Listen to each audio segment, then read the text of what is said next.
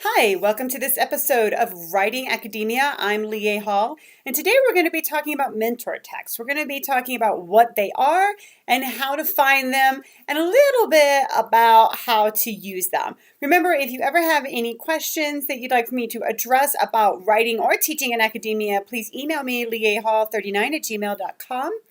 And also, please check out my blog, teachingacademia.com, where we talk about issues of teaching and learning in higher education. All right, so a mentor text. Mentor texts they're great, and I've used them at every single stage of my career for different reasons. And this is going to be a text that you identify that you're going to use as a model for helping you create your draft and ultimately your submission to wherever it is that you want to send your publication.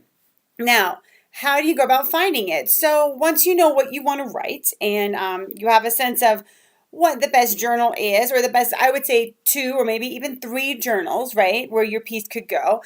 Think about, of those 2 or 3 journals that you've identified, where is the place that you most want to see your manuscript published, okay?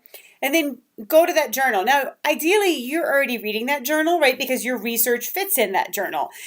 But this time we're going to go into that journal for a different reason, all right? What we want to do is we want to find, I would say 1 to 2, maybe 3, definitely no more than 3, and I found 2 to be plenty, text from that journal, and I would say within the last 3, maybe as much as 5, but really I would say try to get it in the last 3 years, so it's pretty current in terms of style. Find a couple of pieces from the last 3 or so years from the journal you want to publish in that you can use to help you think about how you craft your piece. Now, what do I mean for that? So what do I mean about that? So you're not just picking an article for a mentor text. It's not an article that you just happen to really like. It doesn't even have to be on your same topic, okay? It just has to help you serve a specific purpose to help you understand something better about your writing. So what do I mean by that?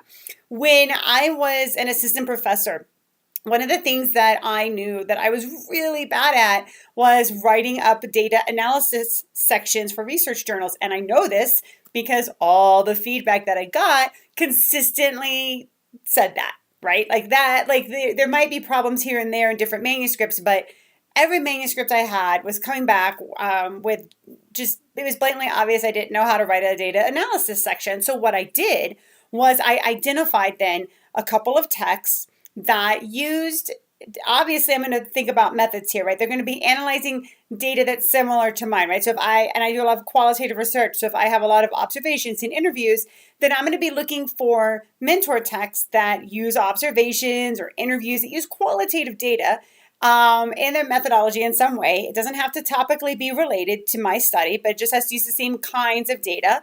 And then I'm going to analyze their data analysis section. And I will show you how to do this in a future video, but I would analyze their data analysis section to think about how long is this section? What kinds of information is in here? What kind of information is not in here, right? Where am I putting too much detail, too little detail, things like that. So when I say that the mentor texts have to serve a specific purpose, that's what I mean, right? In my case, it helped me identify, I identified a weakness and really honed in on that. And it's worked beautifully for me because I really did learn how to write a data analysis section. And at this point, I really don't have any, critical feedback coming back to me about my data analysis sections.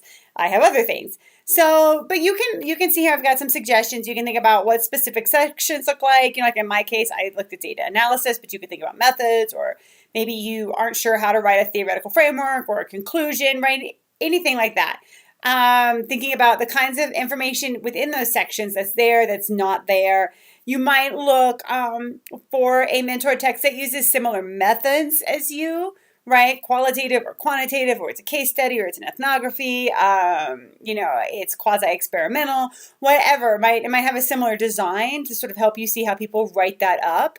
And of course, like I did, right, it could just be to address something that is an area of weakness, right?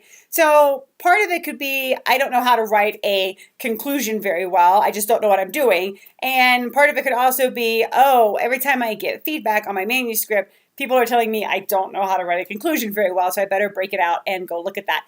We'll break this down into more detail in terms of thinking about how you analyze these in mentor texts to learn from them. But for now, for the piece that you're working on, if you find it to be useful, I would suggest identifying 1 to 2 texts and thinking about how do you want those texts to help you serve your writing and ultimately get you published in the journal that you want to be published in.